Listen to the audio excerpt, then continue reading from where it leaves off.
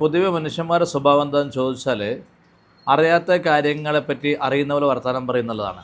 ഇപ്പോൾ നമ്മൾ അക്യുപങ്ക്ചർ ചികിത്സയുമായി ബന്ധപ്പെട്ട് ധാരാളം വാതോരാതെ സംസാരിക്കുന്ന അലോപ്പതി ഡോക്ടർമാരൊക്കെ നമ്മളെ കേരളത്തിലുണ്ട്, പ്രത്യേകിച്ച് യുക്തിവാദികളിൽപ്പെട്ടവരൊക്കെ തന്നെ. അപ്പോൾ അവർക്ക് യുക്തിയൊക്കെ ഉണ്ടെങ്കിൽ പോലും അവർ പല കാര്യങ്ങളും വേണ്ടതുപോലെ ശ്രദ്ധിക്കാതെ അഭിപ്രായം പറയുന്നവരാണ്. ഇപ്പോൾ കണ്ടോ, ഞാൻ ഒരു ചെറിയൊരു ചോദ്യം ചോദിക്കാം.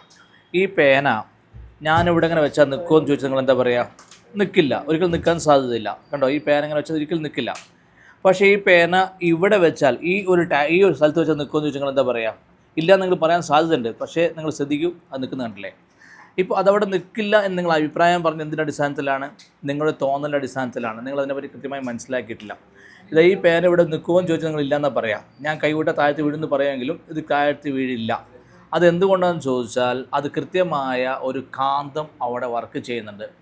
അത് മറ്റേതെങ്കിലും ഭാഗത്ത് വെച്ചതുപോലെയല്ല, അതിൻ്റെ താഴെ ഒരു കാന്തമുണ്ട്, ആ പേനയുടെ മുകളിലും ഒരു കാന്തമുണ്ട്. ആ കാന്തമുള്ളതുകൊണ്ട് അതങ്ങനെ വർക്ക് ചെയ്യുന്നത്. അപ്പോൾ ആ കാന്തം അവിടെ ഉണ്ട് എന്നുള്ളത് മനസ്സിലാക്കാതെ അതവിടെ വെച്ചാൽ നിൽക്കുമോ എന്ന് ചോദിക്കുമ്പോൾ ഇല്ല എന്ന് ഒറ്റയടിക്ക് ഉത്തരം പറയുന്നതിന് പകരം നിരീക്ഷിച്ച് ഉത്തരം പറയേണ്ടതുണ്ട്. ഇതേപോലെയാണ് മനുഷ്യ ശരീരത്തിൽ കണ്ണുകൾ കൊണ്ട് കാണാൻ കഴിയാത്ത അക്യുപങ്ക്ചർ പോയിന്റുകളുണ്ട്. ഈ അക്യുപങ്ക്ചർ പോയിന്റുകൾ ചികിത്സക്ക് ഉപയോഗപ്പെടുത്തുന്ന രോഗം സുഖപ്പെടുത്താൻ കഴിയുമെന്ന് പറയുമ്പോൾ അതിനെപ്പറ്റി കൃത്യമായി പഠിക്കാതെ അഭിപ്രായം പറയുന്ന ആളുകൾ ഒന്ന് ശ്രദ്ധിച്ച് മനസ്സിലാക്കി അഭിപ്രായം പറയണേ.